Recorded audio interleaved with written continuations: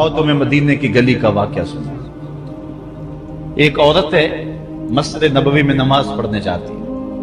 یہ حضرت عمر کے دور خلافت کی کہانی ہے۔ تو ایک نوجوان راستہ روک کے کھڑا ہو جاتا ہے۔ ایک دن اس عورت نے رک کر کے کہا کہ میں کتنے دنوں سے دیکھ رہی ہوں کہ تم میرے راستے میں مزاحم ہوتے ہو، کیا ماجرا ہے؟ اس نے کھل کے بات کی کہ میں تیرا چاہنے والا ہوں اور تجھے حاصل کرنا میری زندگی کی معراج ہے، اور تیرے لیے آسمان سے تارے بھی توڑنے پڑے تو گریز نہیں کروں۔ اس نے کہا اچھا، میری ایک شرط ہے۔ اس نے کہا بتاؤ، جلدی بتاؤ، لب کھولو، میں ابھی پوری کر دوں گا۔ کہا نہیں، چھوٹی سی بات ہے، 40 دن تک حضرت عمر کے پیچھے نمازیں پڑھ لو، اس کے بعد 40ویں دن کی آخری نماز کے بعد اسی وقت میں تمہارا انتظار کروں گی، پھر جدھر کہو گے چل پڑیں گے۔ کہا ٹھیک، یہ کون سی مشکل بات ہوئی؟ 40 دن نمازیں پڑھنے سے اگر تو مل جائے تو میرے لیے کون سا یہ مشکل معاملہ ہے۔ 40 دن حضرت عمر کے پیچھے نمازیں چلتی رہی، دل کی دنیا تبدیل ہوتی رہی۔ 40ویں دن کی آخری نماز کے بعد جب وہ نوجوان واپس پلٹنے لگا تو وہ لڑکی حسب وعدہ وہاں کھڑی تھی، لیکن اس نے دیکھا نہیں، یہ نظر جھکا کے گزر رہا ہے۔ اس نے کہا جانے والے توجہ کر، میں تیرے لیے کھڑی ہوں۔ کہا خیر سے کھڑی رہو۔ عمر نے دل کا تعلق رب سے جوڑ دیا۔ اگر میرے پیچھے ایک بندہ 40 سال نماز پڑھتا رہے اور اس میں تبدیلی پیدا نہ ہو تو پھر مجھے شرم آنی چاہیے کہ نہیں آنی چاہیے؟ یار یہ تو میں ایک امام کی بات سنائی ہے، اور تمہیں دلی کے ایک مانگت کی کہانی سنا۔ دلی کی جامع مسجد کی سیڑھیوں پہ ایک مانگنے والا بیٹھا ہوا ہے۔ ایک بہت بڑا انگریز افسر مسجد کی وزٹ کے لیے آیا۔ اس نے ہاتھ پھیلا دیا، اس نے اپنی جیب سے پرس نکال کر کے چند روپے اس کی جیب میں رکھے۔ دوبارہ جب پرس ڈالنے لگا تو پرس گر گیا۔ اس مانگنے والے نے وہ پرس اٹھا کے سنبھال لیا۔ خیر کچھ وقت گزرا، 1 سال کے بعد دوبارہ وہی افسر اس مسجد کی زیارت کے لیے، مسجد کو دیکھنے کے لیے، سیر کے لیے دوبارہ آیا تو فقیر نے پہچان لیا کہ یہ وہی ہے۔ اس نے کہا بابو جان ذرا 2 لمحوں کے لیے رکنا ہے۔ کہا کیا ماجرا ہے؟ کہا بس 2 لمحوں کے لیے۔ دوڑ کے گیا، اپنی کٹیا سے وہ پرس نکال کے لے آیا اور اس کے ہاتھ میں کہا کہ پچھلے سال آپ آئے تھے، آپ کا یہ پرس گر گیا تھا آپ کی جیب سے، میں ڈھونڈتا رہا لیکن آپ نہیں مل پائے، میں نے سنبھال کے رکھا تھا کہ شاید دوبارہ کبھی ملیں تو میں ان کو دے دوں گا۔ اس کی آنکھیں پھٹی کی پھٹی رہ گئی۔ اس نے کہا جو ٹگا ٹگا مانگ رہا ہے، اتنا قیمتی پرس اور اس میں اتنی رقم، وہ آسودہ زندگی گزار سکتا تھا تو یہ پرس واپس کیوں کر رہا ہے؟ اس نے کہا مانگنے کی بات اور ہے لیکن یہاں ماجرا اور ہے۔ اس نے کہا کیا ماجرا ہے؟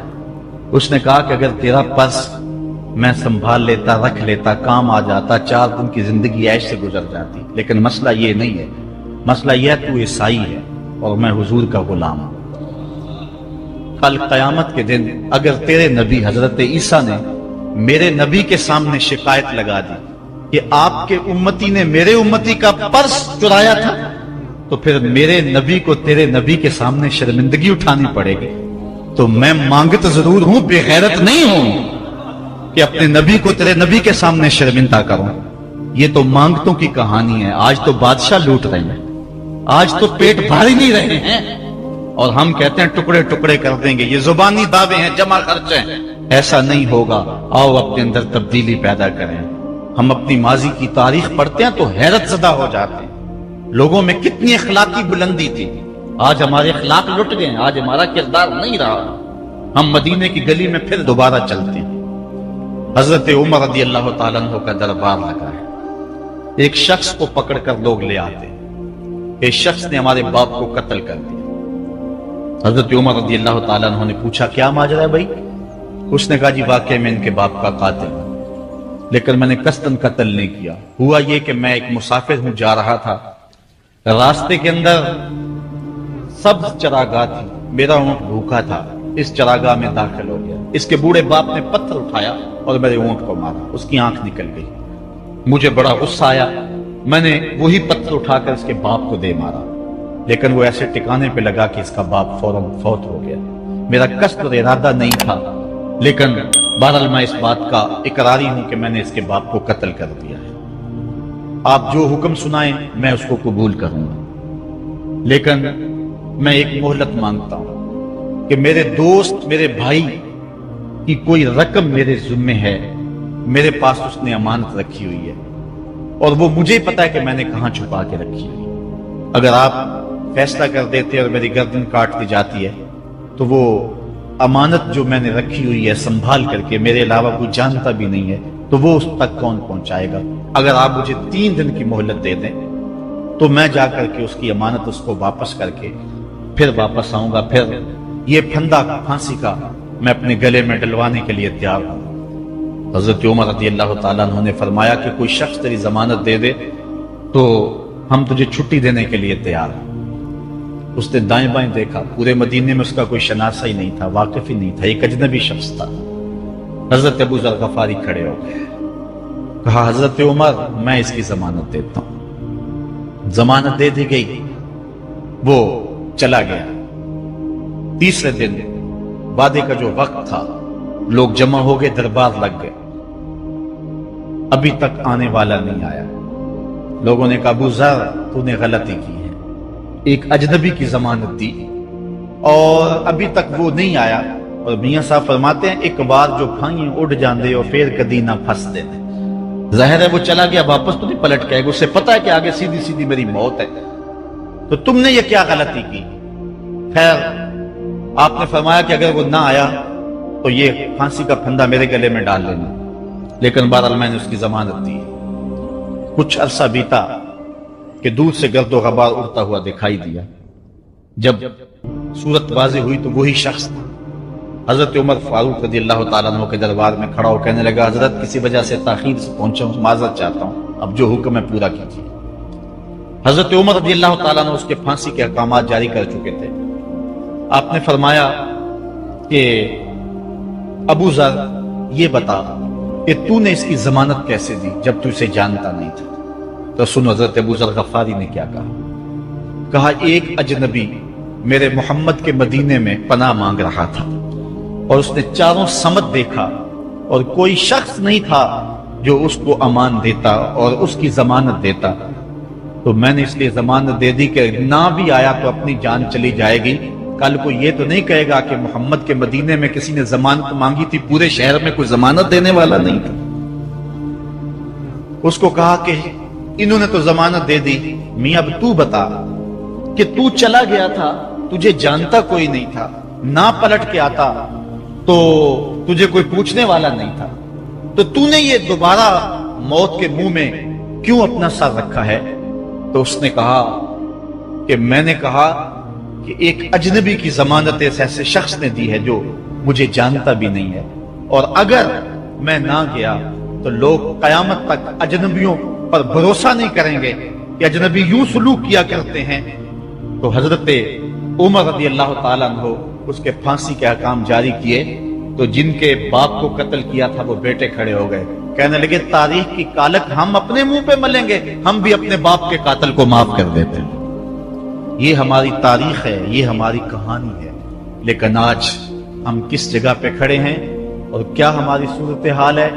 ना हमारा किरदार रहा और ना हमारा कोई तशख्खुस रहा। आज हमने अपना तशख्खुस भी मिटा के रख दिया, अपने तर्ज जिंदगी भी बदल दी। ना हमारी बातन की वो रोशनी रही, ना ज़ाहरी वो सूरतें रही कि हम पहचाने जाएं कि हुजूर के गुलाम हैं, बल्कि आज भांत भांत की बोलियां बोल रही। इकबाल ने क्या कहा था, अपनी मिल्लत पर क़यास कवा में मगरब से न कर, खास है तरकीब में तुझे कौमे रसूल हाशमी। बल्कि आज फैशन के तौर पर यह कहा जाता है जी आजकल दीन पर चलना बड़ा मुश्किल है। ये आप भी सुनते होंगे, लोग कहते हैं जी आजकल दीन पर चलना बड़ा मुश्किल है। ये कौन कह रहा है? जो मस्जिद में आता है तो मौसम के मुताबिक गर्म और सर्द पानी दस्तयाब है, उसके लिए माहौल है, उसके लिए खूबसूरत कालीन बिछे हुए हैं, मखमली मुसल्ले रखे हुए हैं, जो नरम और गदाज मुसल्लों पे पेशानी रख करके सजदा करता है, वो बतौर फैशन कह रहा है जी आजकल दीन पे चलना बड़ा मुश्किल है। मैं इसके जवाब में कहा करता हूं, मियां तेरे लिए मुश्किल है या करबला वाले हुसैन के लिए मुश्किल था? उन्होंने तो नहीं कहा कि दीन पे चलना मुश्किल है। तेरे लिए मुश्किल है दीन पे चलना, यह हजरत बिलाल हबशी के लिए मुश्किल थी, जिन्होंने तपती हुई रेत पे सजदे किए। गले में रस्सा डाल करके घसीटा गया और उन्हें पांव में जंजीरें डाल करके मक्के में खींचा गया, हाथों और पांव में मेखें ठोक दी गई, चक्की पसराई गई, लेकिन बिलाल है कि आगे मुस्कुरा रहे हैं। किसी ने गुजरते हुए कहा, बिलाल अजीब तमाशा है, अजीब कहानी है कि वो तुम्हें मार रहे हैं और तुम आगे से मुस्कुरा रहे हो। तो सुनो हजरत बिलाल ने क्या जवाब दिया। हजरत बिलाल फरमाने लगे, मियां तुम जाओ ना बाजार में मिट्टी का बर्तन भी खरीदने, तो उसको भी ठोंक बजा के देखते हो कहीं कच्चा तो नहीं है, इसकी आवाज तो खराब नहीं है। कहा तुम तो मिट्टी का प्याला भी खरीदो तो ठोंक बजा के देखते हो कहीं कच्चा तो नहीं है। मेरा मालिक मुझे खरीद रहा है, देख रहा है बिलाल कहीं कच्चा तो नहीं है। मैं कहता हूं मालिक खाल उधड़ भी जाएगी, हक हक की आवाजें खत्म नहीं होंगी। जख्म पे जख्म खा के जी खून जिगर के घूंट पी, आह न कर लबों को सी, ये इश्क है दिल लगी। तो ये एक दीन गुरेजी है, ये अमल गुरेजी है जी। आजकल बड़ा मुश्किल है। पहली बात है मुश्किल हो भी तो हमारे पास कोई दूसरा ऑप्शन मौजूद नहीं है। हम उन लोगों की कहानियां भूल सकते हैं कि जिन्होंने इस दीन के रास्ते के अंदर दुख भी सहे, उनको टुकड़े भी कर दिया गया, उनको 2 ऊंटों की पिछली टांगों से बांध करके 2 टुकड़ों में बांट भी दिया गया, लोहे की कंगियों से बदन छेदे भी गए, हड्डियां तोड़ी भी गई, आग में डाला भी गया, जलते और खोलते तेल में फेंका गया, लेकिन उन्होंने रब का नाम नहीं छोड़ा, रसूल का नारा नहीं छोड़ा।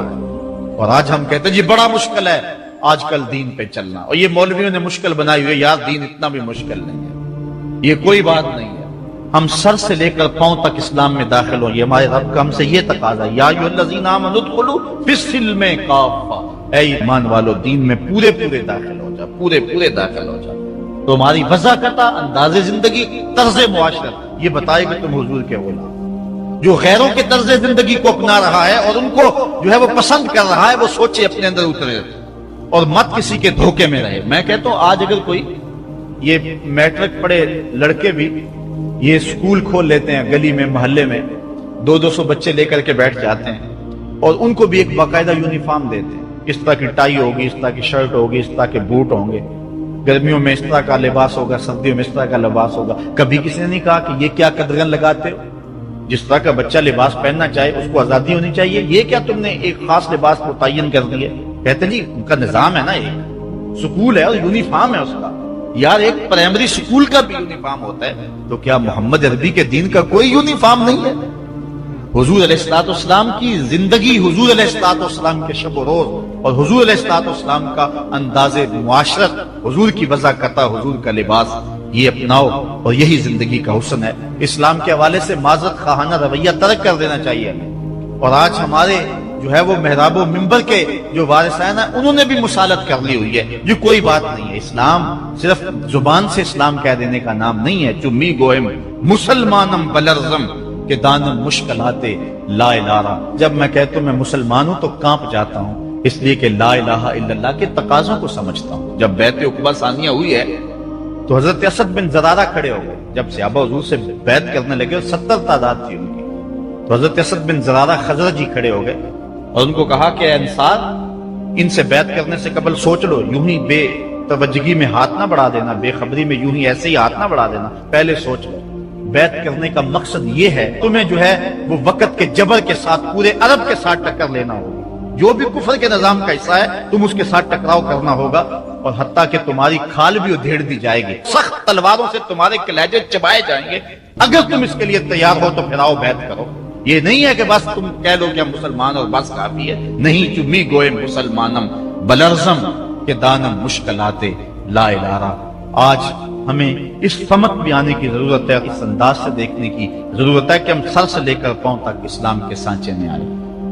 हमारे इस्लाह के हवाले से एक अहम पॉइंट जिस पर मैं आपकी तवज्जो दिलाना चाहता हूं वो ये है कि फराइज़ व वाजिबात को तरजीही बुनियादों पर रखें। आज बतौर मुस्लिम हमारा जो रवैया हो चुका है, हम मुस्तहब्बात और मुबाहात के पीछे पड़े हुए हैं और उसके मुकाबले में जो सुनन फराइज़ और वाजिबात हैं उनकी परवाह छोड़ चुके हुए। दीन में कितने उमूर हैं जो सिर्फ मुबाह की हद तक है, कर लो तो ठीक, ना करो तो फिर भी ठीक, और कितने उमूर ऐसे हैं कि जो सिर्फ इस्तेहबाब के जुमरे में आते हैं। लेकिन हम कितनी चीजों को इस अंदाज से गले लगाए हुए हैं कि जिसका फर्ज हो, और इस्लाम के अहम फराइज़ और इस्लाम की अहम वाजिबात उनको हम तरक किए हुए। सारी रात हम महफिल में जाग लेंगे, फजर की नमाज नहीं पढ़ेंगे तो क्या फायदा होगा। ہم حضور علیہ الصلوۃ والسلام کے میلاد پہ جھنڈیاں بھی لگا لیں گے، سب کچھ کر لیں گے، لیکن حضور علیہ الصلوۃ والسلام کی سنت سیرت کو ترک کر دیں گے، تو بتاؤ کہ اس سے کیا حضور کی رضا میں حاصل ہو جائے گی؟ ہاں، اگر فرائض کی ادائیگی کے بعد ان کاموں کو کرو تو یہ تمہارے لیے بہتری کا سامان ہے۔ آؤ اس پر ایک دو روایات آپ کے سامنے رکھوں۔ ایک طرف حضور علیہ الصلوۃ والسلام سے محض محبت کا دعویٰ ہے، اور ایک حضور علیہ الصلوۃ والسلام کے دیے ہوئے دین کو اور حضور علیہ الصلوۃ والسلام کے پیغام کو اپنانا ہے، بلکہ ایک طرف اپنی طرف سے اظہار محبت ہو اور وہ سچائی ہو، اور دوسری طرف حضور کا حکم ہو تو حکم ترجیح پا جائے گا۔ حضرت عبداللہ ابن رواحہ رضی اللہ تعالی عنہ یہ حضور علیہ الصلوۃ والسلام کے درباری شاعر ہیں۔ ویسے تو 34 سے 35 لوگ حضور علیہ الصلوۃ والسلام کی باقاعدہ نعت خوانی کرتے تھے، ویسے تو ہر صحابہ حضور کا نعت خواں تھا، لیکن یہ باقاعدہ حضور کی ثنا کیا کرتے تھے۔ لیکن 3 اصحاب جو ہیں یہ خاص طور پہ حضور علیہ الصلوۃ والسلام کے درباری نعت خواں کہلاتے ہیں، حضرت کعب بن زہیر، حضرت حسان بن ثابت اور حضرت عبداللہ ابن رواحہ رضی اللہ تعالی عنہ۔ حضرت عبداللہ ابن رواحہ کو حضور نے حکم دیا کہ صبح فجر کی نماز کے بعد ہی تم لوگوں کو لے کر کے فلاں جنگ کے لیے نکل جانا۔ اب یہ بات سمجھ میں یہاں آ رہی ہے کہ حضور علیہ الصلوۃ والسلام کے نعت خواں صرف نعت خواں ہی نہیں تھے، وہ مجاہد بھی تھے، وہ تلوار بھی اٹھاتے تھے، وہ جنگیں بھی کیا کرتے تھے۔ اور حضرت عبداللہ ابن رواحہ جن کا یہ میں تذکرہ کر رہا ہوں، یہ جنگ موتا کے اندر ان کی شہادت ہوئی ہے۔ یعنی یہ نہیں ہے کہ صرف زبانی دعویٰ اور جو ہے وہ عمل نہیں ہے، حضور علیہ الصلوۃ والسلام کی حرمت پہ حملہ ہو اور میدان کے اندر کوئی شخص نہ آئے اور اسٹیج کے اوپر جتنے مرضی دعوے کرتا رہے، اس کے دعوے قبول نہیں ہوں گے۔ تو اب حضرت عبداللہ ابن رواحہ رضی اللہ تعالیٰ عنہ کا عمل دیکھیے، نعت خواں بھی ہیں اور مجاہد بھی ہیں۔ حضور نے فرمایا عبداللہ ابن رواحہ ان لوگوں کو لے کر صبح چلے جانا۔ حضرت عبداللہ ابن رواحہ کے پاس تیز رفتار گھوڑا تھا، آپ نے سب لوگوں کو صبح رخصت کر دیا، لیکن خود رک گئے، اس لیے کہ دن تھا جمعے کا۔ سوچا کہ دوبارہ پتہ نہیں حضور سے ملاقات ہو نہ ہو، جنگ پہ جا رہے ہیں، حالات کیا ہوں، اس لیے میں بعد میں تیز رفتار گھوڑے سے ان لوگوں کے ساتھ مل جاؤں گا، رک جاتا ہوں تھوڑی دیر، حضور کے پیچھے جمعہ المبارک کی نماز ادا کر لیتا ہوں، یہ اعزاز بھی مل جائے اور وہ حکم تھا وہ بھی پورا ہو جائے۔ تو حضرت عبداللہ ابن رواحہ رضی اللہ تعالی عنہ نے نماز جمعہ ادا کی۔ حضور علیہ الصلوۃ والسلام نے فرمایا، اے عبداللہ بن رواحہ، میں نے تو تمہیں حکم دیا تھا کہ صبح تم چلے جانا، لیکن تم یہاں موجود ہو۔ عرض کی حضور، میں نے یہ عزم کیا ہے کہ میں ان کے ساتھ شامل ہو جاؤں گا، لیکن رکا اس لیے ہوں تاکہ آپ کے ساتھ جمعہ المبارک پڑھنے کی سعادت حاصل کر لوں۔ اب یہ سعادت چھوٹی نہیں تھی، حضور علیہ الصلوۃ والسلام کی اقتداء میں نماز، اور وہ بھی نماز جمعہ، کتنی بڑی سعادت ہے۔ لیکن حضور نے کیا فرمایا سنیے، اور اس مختصر سی بات سے بہت کچھ سمجھیے۔ حضور نے فرمایا، لو انفقت ما فی الارض جمیعا ما ادرکت فضل غدوتہم۔ اے ابن رواحہ، اگر تو زمات اس کے ضمن میں اگر جو ہے وہ محبت کے مظاہر بھی سامنے آ جائیں تو اس میں کوئی قباحت نہیں ہے۔ اور اس پر روایت حضرت عبداللہ بن قراد رضی اللہ تعالی عنہ سے، اور یہ صحیح بخاری میں موجود ہے، کہ آقا کریم علیہ السلام نے وضو فرمایا، اور وضو کا پانی زمین پر صحابہ گرنے نہیں دیتے، اپنے منہ پہ اور اپنے چہروں پہ مل لیتے ہیں۔ تو آقا کریم علیہ السلام نے فرمایا، ما یحملکم علی ھذا، صحابہ تمہیں اس بات پر کس شے نے ابھارا ہے؟ میرے وضو کے پانی کو جو تم زمین پر نہیں گرنے دیتے، تو اس کا سبب کیا ہے؟ تو حضرت عبد الرحمن بن قراد کہتے ہیں کہ صحابہ نے کہا، قالوا حب اللہ ورسولہ، اللہ اور اس کے رسول کے پیار نے ہمیں اس بات پہ ابھارا ہے۔ تو حضور علیہ الصلوۃ والسلام نے جو ارشاد فرمایا، اس عمل سے نفی نہیں کی، لیکن ساتھ حضور نے فرمایا، جو چاہتا ہے اللہ اور اس کا رسول اس سے پیار کرے، اور وہ اللہ اور اس کے رسول سے پیار کرے، اسے 3 چیزوں کا خیال رکھنا چاہیے۔ ایک، جب بھی بولے سچ بولے، اور جب بھی اس کے پاس کوئی امانت رکھے تو امانت کو ادا کرے، اور اپنے ہمسایوں کے ساتھ حسن سلوک کرے۔ یعنی اگر وہ اس مظاہرہ محبت میں شامل ہو گیا اور حضور کے وضو کا پانی اس کے ہاتھ سے مس ہو گیا اور اس نے برکت سے اپنے منہ کے ساتھ مل لیا ہے، تو اس کا یہ مطلب نہیں ہے کہ جو باقی اعمال ہیں ان سے ان کو چھٹی مل گئی۔ یہ مفہوم ہے اس حدیث کا۔ اگر کوئی بندہ محفل میلاد منعقد کر لیتا ہے، دیگر امور مستحبات کی ادا کرتا ہے، تو اس کا یہ مطلب نہیں ہے کہ اب نماز نہ پڑھے، اس کو کوئی پرواہ نہیں ہے، وہ بخشا گیا ہے۔ جس طرح کہ آج کل ہمارے ثنا خان جو ہے تاثر دیتے ہیں کہ جو محفل میلاد میں آ گیا وہ بخشا گیا۔ اللہ تعالیٰ چاہے اس کے لیے کوئی مشکل نہیں ہے، لیکن جو دین ہے اس دین کو ہلکا کرنے والی بات ہے۔ بلکہ آج کل تو ممبر و محراب پر جنت و دوزخ کا مذاق اڑایا جا رہا ہے۔ ایک بندہ کہہ رہا ہے کہ ہوئے تو کیڑی جنت دا کرنا ہے تذکرہ۔ میں نے کہا میاں اسی جنت کا جس جنت کے لیے حضور لمبے لمبے ہاتھ اٹھا کے دعا مانگا کرتے تھے، اور فرماتے جب اللہ سے مانگو تو جنت الفردوس مانگو۔ اور ایک بولا کہ مجھے دیکھ کر جہنم کو بھی آئے پسینہ۔ ہمارے استاد فرمایا کرتے تھے بیٹے تیرے منہ میں آج طوطی بولتا ہے جو مرضی کہہ لے، یہ تو کل قیامت کے دن پتہ چلے گا کہ پسینہ کس کو آتا ہے، تجھے آتا ہے یا جہنم کو آتا ہے۔ ایک بولا کہ قبر دا خوف دے دے کے لوکی مینوں ڈرانے نے، لوگ کون ہے ڈرانے والے؟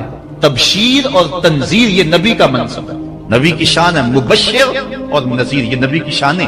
حضور نے ڈرایا بھی ہے، حضور نے بشارت بھی دی ہے، لیکن اس بات کا منبر پہ بیٹھ کر کے تمسخر اڑایا جا رہا ہے اور لوگوں کو بے عملی کی طرف لے جایا جا رہا ہے۔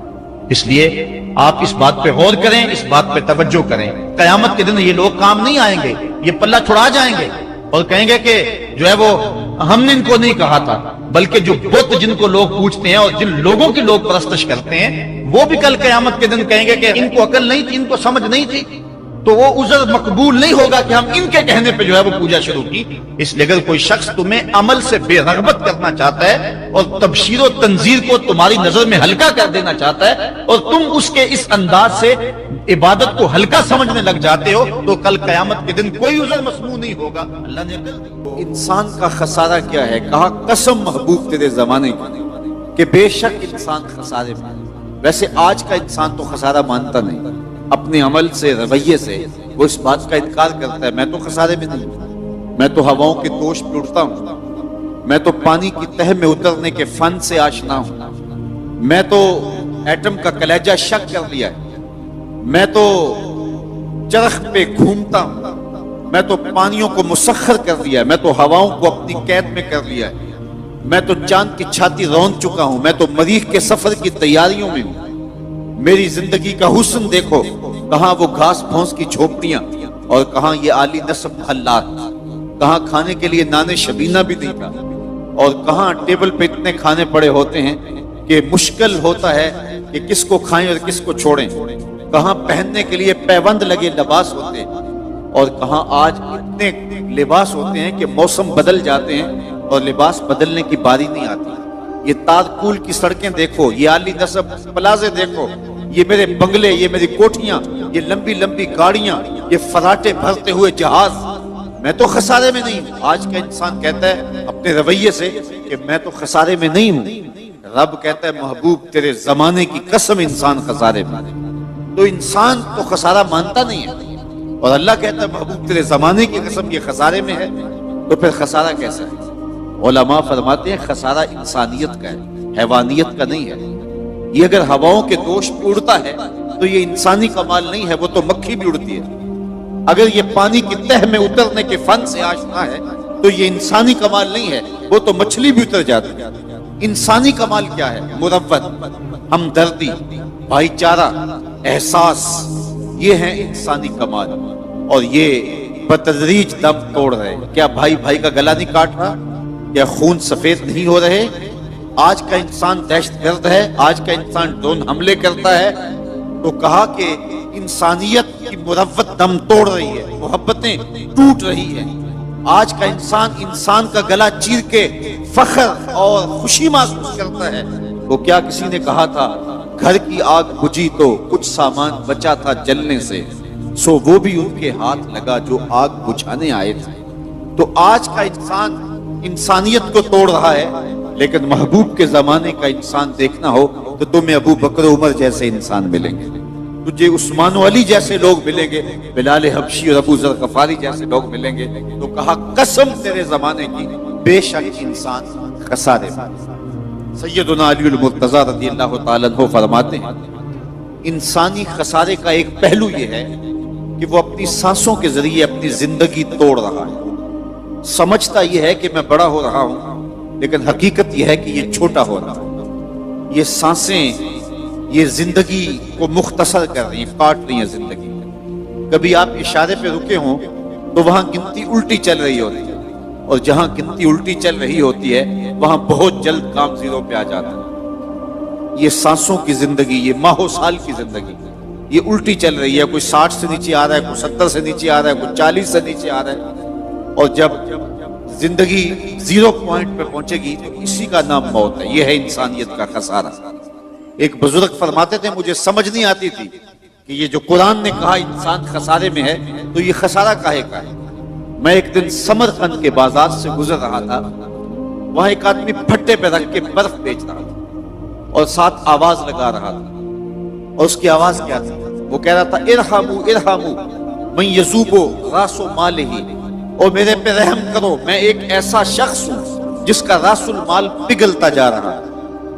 میں ایک ایسا شخص ہوں جس کا راس المال پگھلتا جا رہا ہے. آپ کپڑا بیچتے ہیں، آج گاہک نہیں ملا، ہو سکتا ہے کل 2 آنے مہنگا مل جائے اور آپ کو فائدہ ہو جائے. آپ پیٹرول بیچتے ہیں، آج گاہک نہیں ملا، ہو سکتا ہے کل 6 روپے اوپر چلا جائے، وہ پڑا لاکھوں روپے کا فائدہ دے جائے. لیکن برف ایک ایسا سودا ہے، اگر آج گاہک نہیں آیا تو کل برف ہی نہیں ہوگی. تو وہ سمرقند کے بازار میں پھٹے پہ برف رکھ کے بیچ رہا تھا اور ساتھ آواز لگا رہا تھا او گزرنے والوں، میرے پہ ترس کھاؤ، مجھ سے برف لیتے جاؤ. میں ایسا تاجر ہوں جس کا راس المال پگھلتا جا رہا ہے اور قطرہ قطرہ کر کے میری برف پگھل رہی ہے اور میں نقصان میں ہوں، مجھ سے کوئی برف خرید لے. وہ کہتے ہیں جب اس نے یہ آواز لگائی نا تو میرے قدم رک گئے اور میں نے اس کو کہا میاں آج مجھے ان الانسان لفی خسر کا ترجمہ سمجھ میں آ گیا. جس طرح تیری برف پگھلتی جا رہی ہے میری زندگی پگھلتی جا رہی ہے.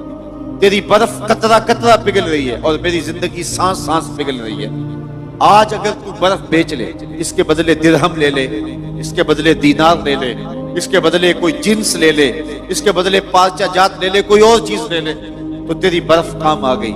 میں بھی اس زندگی کے بدلے درود پڑھ لوں، سلام پڑھ لوں، سجدہ کر لوں، قیام کر لوں، کسی دکھی کے سر پہ ہاتھ رکھ دوں تو یہ میری پگھلتی ہوئی زندگی میرے کام آ جائے گی.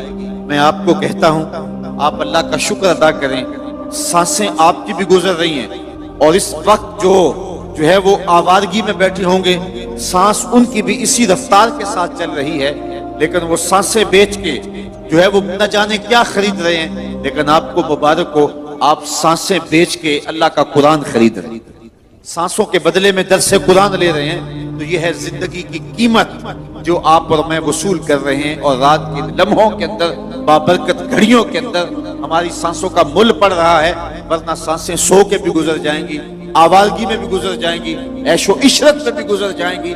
خوش نصیب ہیں وہ گھڑیاں جو یاد خدا میں گزر جاتی ہیں، یاد رسول میں گزر جاتی ہیں. تو خسارہ یہ ہے کہ انسان اپنی سانسوں کے ذریعے اپنی زندگی کو توڑ رہا ہے. وہ سمجھتا یہ ہے کہ میں بڑا ہو رہا ہوں، لیکن حقیقت میں وہ چھوٹا ہو رہا ہے. خسارے کا ایک اور پہلو، اور مجھے آپ کی یہاں بھرپور توجہ چاہیے ہوگی، یہ بڑا لطیف پہلو ہے اور آپ کی اگر توجہ ہوگی تو یہ پہلو آپ کو بڑا لطف بھی دے گا. خسارہ یہ ہے کہ حضرت انسان کو اللہ نے ایک کمال دیا ہے، یا کسی بھی شے کو اللہ تعالیٰ نے ایک کمال دیا ہے، اسے دوسرے کمال سے محروم رکھا ہے، تو وہ شے کہتی ہے میں خسارے میں. مثال کے طور پہ پھولوں میں خوشبو ہے لیکن روشنی نہیں ہے، تو یہ پھول کہیں کہ ہم روشنی کے خسارے میں. چاند میں روشنی ہے لیکن خوشبو نہیں ہے، تو چاند کہے گا میں خوشبو کے خسارے میں. بلبل کہے گی میری آواز میں تو جادو ہے لیکن میرے پنجوں میں زور نہیں. شیر کہتا ہے میرے پنجوں میں زور ہے لیکن میں اڑنا نہیں جانتا. مور کہتا ہے میرے پروں میں حسن ہے لیکن میرے پاؤں بدصورت ہے.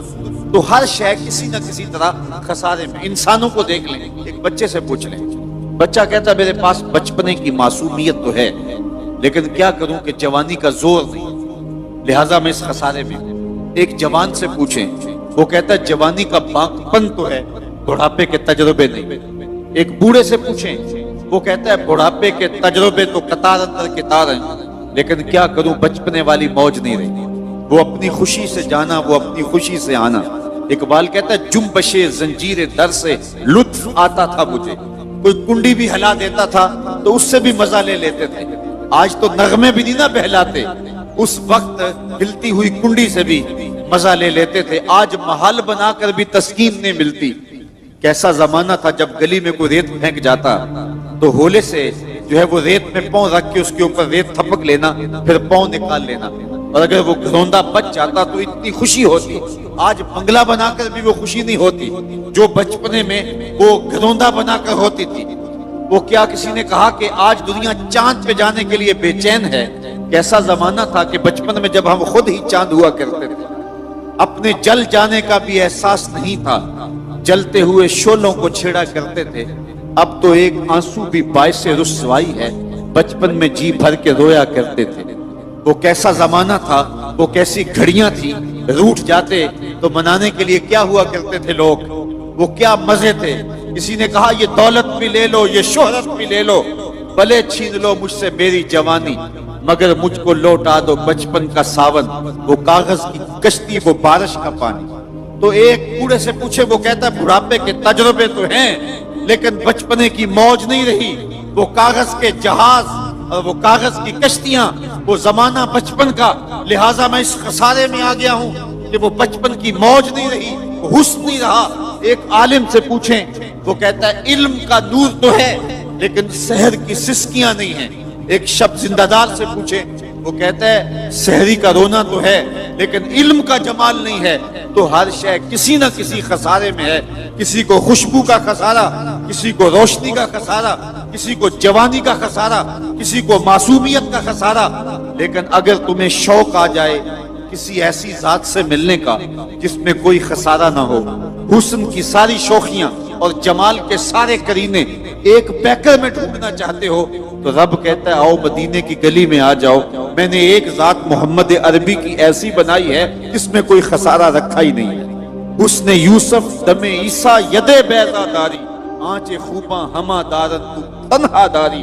تم نے پھوٹتے جھرنوں کا حسن دیکھا ہوگا، تم نے بہتی ندیوں کا جمال ملاحظہ کیا ہوگا، تم نے ساون کی رتوں کے مزے لیے ہوں گے، کوسے قضا کی رنگینیاں اور دھنک کی شوخیاں تم نے دیکھی ہوں گی، اور تم نے تتلی کے پروں میں قدرت کی سنائی اور کاریگری دیکھی ہوگی، مور کے پروں میں قدرت کی مینا کاری کے رنگ دیکھے ہوں گے، تم نے معصوم بچے کی مسکراہٹ اور بوڑھے کے بالوں کی سفیدی بھی دیکھی ہوگی، تم نے ساون کے نچڑتے بادل بھی دیکھے ہوں گے، پھوٹتے جھرنے اور بہتی ندیاں تم نے ملاحظہ کی ہوں گی۔ لیکن یہ سارے حسن اور سارے جمال ایک جگہ میں مجتمع دیکھنا چاہتے ہو، تو رب کہتا ہے وہ میں نے ایک ہی ذات محمد عربی کی بنا دی۔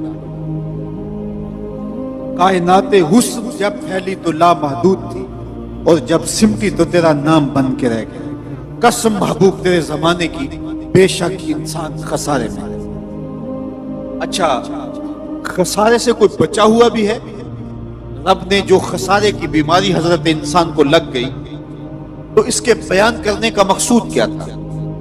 کیا انسان کو خوف زدہ کرنا مقصود تھا، یا اس کو یہ خطرناک مرض بتا کے اس کو علاج کی طرف متوجہ کرنا مقصود؟ جس طرح کسی مریض کو کینسر ہو جائے تو ڈاکٹر حکیم حاذق اسے بتاتا ہے کہ تجھے یہ موذی مرض لگ گیا ہے، تو اس کا یہ مقصد کبھی نہیں ہوتا کہ اس کی زندگی کی جو چند سانسیں ہیں ان کو بھی میں اوکھا کر دوں، بلکہ اس کا مقصد یہ ہوتا ہے کہ اس خطرناک بیماری سے آگاہ کر کے اس کو علاج کی طرف متوجہ کروں، تاکہ یہ پرہیز کر کے اپنی بیماری کا علاج کر سکے۔ میں حضرات آپ کی توجہ چاہوں گا، میرے رب نے یہاں انسان کو لگی ہوئی بیماری جو خسارے کی صورت میں لگ گئی ہے، اس کو بیان کرنے کا یہ مقصود ہے کہ اس کو علاج کی طرف متوجہ کیا ہے، اور وہ علاج بھی قرآن مجید کی اسی صورت کے اندر بیان فرما دیا کہ انسان تجھے خسارے کا مرض لگ گیا ہے، اور اگر تو خسارے سے بچنا چاہتا ہے